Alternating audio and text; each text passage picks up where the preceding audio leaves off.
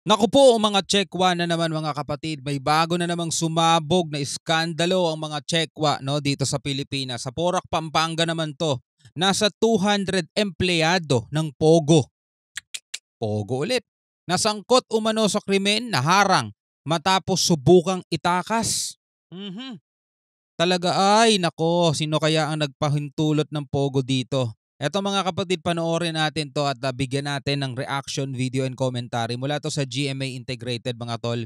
Tayo ay manonood lamang ng balita, hindi tayo ang magbabalita at tayo ay magbibigay lamang ng opinion at commentary. No, samahan ninyo ako mga kapatid, tutukan natin to at bigyan natin to ng komentaryo at reaksyon. Pero bago yan, syempre wag mong kalimutan mag-subscribe. Click mo na rin ang notification bell para ma-notify kapag may mga bago tayong reaction video ganito. So wag na natin patagalin pa, panoorin na natin to mga tol. Magandang gabi po, Luzon, Visayas at Mindanao. Isa na namang Pogo Hub na sangkot umano sa sex trafficking, kidnapping at scamming ang sinalakay.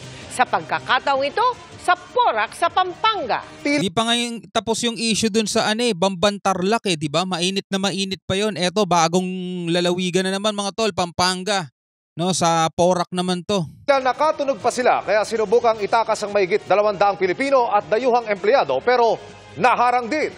Kabilang sa mga iniimbestigahan, paano muling nakapag-operate ang Pogo na dati ng sinalakay at ngayon merong high-level security. Naku. Mula po sa Porac, nakatutok live si Salima Resta. Exclusive. Salima. Ngayon mas lalong nagiging mahigpit ang gobyerno natin mga tol, napansin nyo. Diba? Mas lalo ngayon silang mapagmatsyag at talagang naka-alerto sila sa mga ganito. Iniisa-isa nila mga tol. Mel, Vicky, Emil, gwardyado at bantay sarado nga ng puwersa ng pamahalaan itong sinalakay na Pogo Hub dito sa Porac sa Pampanga. Ayon sa Presidential Anti-Organized Crime Commission o PAOC, sangkot ang pogong ito sa human trafficking, sex trafficking, pananakit, torture at kidnapping, maging mga scamming activities. Nako, grabe. Dami yun, no?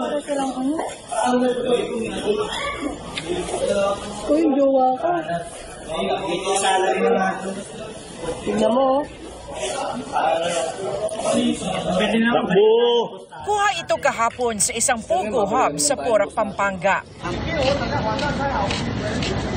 Ang mga dayuhan, mistulang nagsisilikas Mga Chekwa. at nagmamadaling magsialis matapos umano nilang matunugan ang nakaambaroong operasyon. If you are a foreigner in the Philippines, you are required to bring your passport at all times.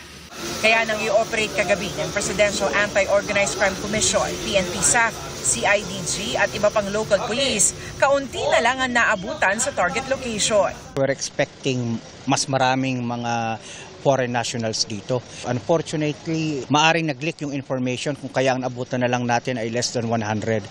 May spy. Yun ang ibig sabihin nun. May spy at nasabihan na agad sila. Diba? Sa bandang Clark, 7 sasakyan lulan ang mga tumakas sa Pogo workers ang naharang ng mga otoridad. 157 na mga Chinese, Korean, Vietnamese, Malaysians at Burmese ang mga nasagip. Grabe. Ang isa, natukoy pang kidnap victim. Nasa 50 naman ang mga Pilipinong Pogo staff at security. Ayon sa PAOK, sangkot umano ang Pogo sa scamming activities, pananakit, kidnapping at sex trafficking. May mga tinotorture dito, pinapalo ng mga baseball bat at mga pinagtatatadyakan dito. Meron tayong isang video ng isang di umano babae na pinagsasayaw dito at pinagpapasapasahan ng mga boses. Grabe kung titignan mo yung lugar, parang isang maayos na lugar naman no? Diba? Ang ganda ng mga building, maayos naman. Pero lungga pala ng mga no? Masasamang loob Ginagamit siya sexually. We're hoping na na-rescue namin dito yung subject naming babae. Siya po ay binibenta, binibid online. So, at yun na nga po, kung sinong nanalo sa online bidding, siya ang makaka-avail sa sexual services niya at any given time. Sinalakay ang Pogo Hub sa bisa ng search. Kung titignan mo mga tol, di ba, pag hinalaan mo bang ito ay nakakatakot na lugar? Di ba? Mas matatakot ka pa nga dito sa lugar na to kaysa sa mga haunted house Di ba? Mas gugustuhin mo pa nga pumasok sa mga haunted house kaysa dito sa lugar na 'to, eh. 'Di ba kung titingnan mo maganda, mukhang maayos, mukhang, dito, ah, alam mo 'yun ligtas ka, pero hindi. Mas mukhang magiging ligtas ka pa sa mga haunted house, eh, 'no? Ibang klaseng mga diablo nandirito. Search warrant mula sa Malolos RTC Branch 14. Nasa 10 ektarya ang compound. 46 ang gusali na tig-3 palapag, kabilang na mga villa.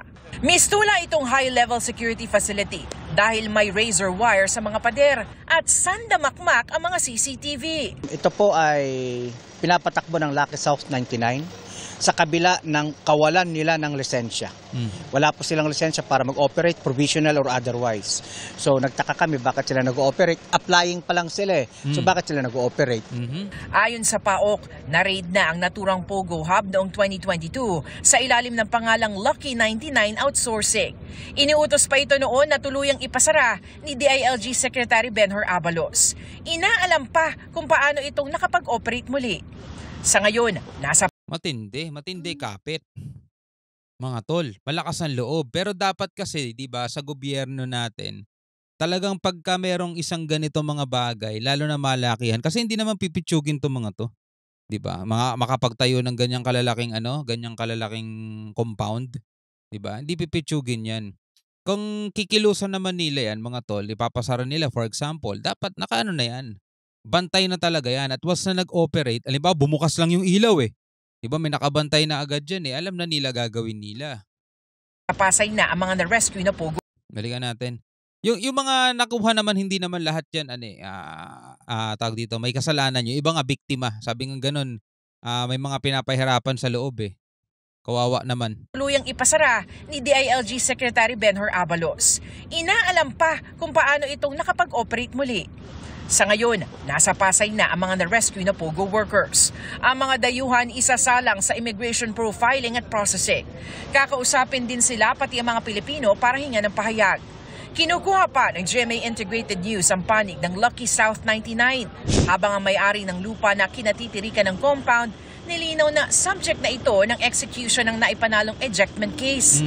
Tugon naman ng kumpanyang umuupa sa compound, wala silang kinalaman sa operasyon ng Pogo, pagpapaupa rin o subleasing umano ang negosyo nito. Bukod dyan, iniimbestigahan na rin kung paano natunugan ng mga taga-Pogo ang gagawing raid. Yun ang kailangan nilang alamin ngayon. Yun ang pinakamahirap din kasing kalaban ng gobyerno, mga tol, yung mga espiya. Biruin mo, meron silang operasyon, hindi pa man nangyayari operasyon, alam na nito mga to. Nakatunog na sila, may lamang may nagtimbre, may nagsabi, at yung nagsabi sa kanila ay kasama ng mga nasa team ng mga sasalakay dito, mga tol. Yun ang may espiya yan, mga tol. Sinusubukan pa naming makuha ang pahayag ng Porac Police at LGU tungkol dito.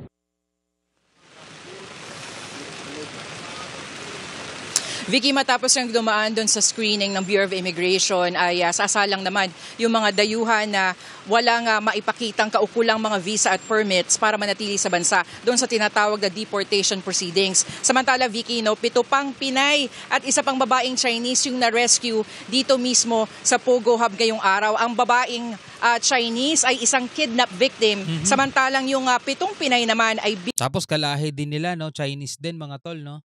No, hindi lahat ng Chinese, mga tol, ay problema ng Pilipinas. Dahil yung iba talaga matagal ng mga nakatira dito, citizen na rito, at yung iba nga nagiging biktima pa mismo ng mga kalahi nila, 'di ba?